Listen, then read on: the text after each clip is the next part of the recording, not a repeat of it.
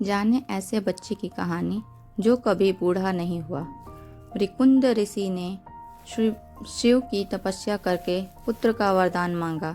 शिव प्रकट हुए और पूछने लगे, तुम अधिक आयु वाला साधारण पुत्र चाहते हो अथवा मात्र 16 वर्ष की आयु वाला बुद्धिमान और तेजस्वी पुत्र चाहते हो। मुकुंद ने सोचा, अगर मैं बुद्धिमान पुत्र मांगता हूँ तो वह 16 वर्ष की उम्र में ही मर जाएगा, लेकिन अगर मैं अधिक आयु वाला पुत्र मांगता हूँ तो वह बुद्धिमान नहीं होगा। उन्होंने बुद्धिमान पुत्र मांग लिया। कुछ ही दिनों में उनकी पत्नी ने एक पुत्र को जन्म दिया, जिसका नाम उन्होंने मार्कंडेय रखा। वह बहुत सुंदर, बुद्धिमान, दयालु और सभी गुणों से परिपूर्ण था। जब मार्कंडेय 16 वर्ष का होने वाला था तो उसके माता पिता ने उसे उसकी मृत्यु के बाद बता दी। मार्कंडेय कहने लगा, मैं नहीं मरूंगा, मैं शिव की पूजा करूंगा। उसने हर दिन शिव की पूजा करनी शुरू कर दी। उसके 16वें जन्मदिन पर यमराज लेने आग पहुंचे।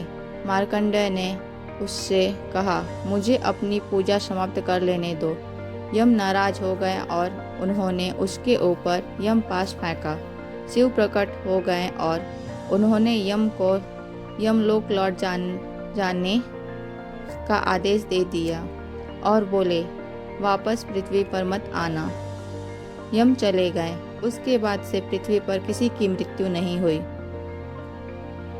पृथ्वी पर आबादी बहुत बढ़ गई। देवी पृथ्वी शिव के पास गई और कहने लगी, मैं इतना भार नहीं उठा सकती, कृपया यमराज को पृथ्वी पर भेजिए। जब शिव ने इनकार किया तो वह सहायता के लिए पार्वती के पास पहुंची। पार्वती ने भी शिव से अनुरोध किया तो शिव बोले, यमराज ने मेरे भक्त का अपमान किया था। पार्वती ने कहा, किंतु आपने ही तो कहा था कि मार्कंडेय 16 वर्ष से अधिक नहीं जिएगा, इसीलिए यमराज उसे लेने आ गए थे।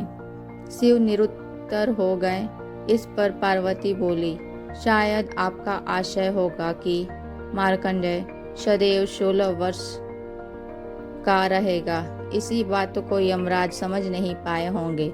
शिव तुरंत प्रसन्न होकर बोले, बिल्कुल यही बात थी। उन्होंने तुरंत यमराज को पृथ्वी पर जाने की अनुमति दे दी और मार्कंडेय सदैव 16 वर्ष का ही रह गया। धन्यवाद।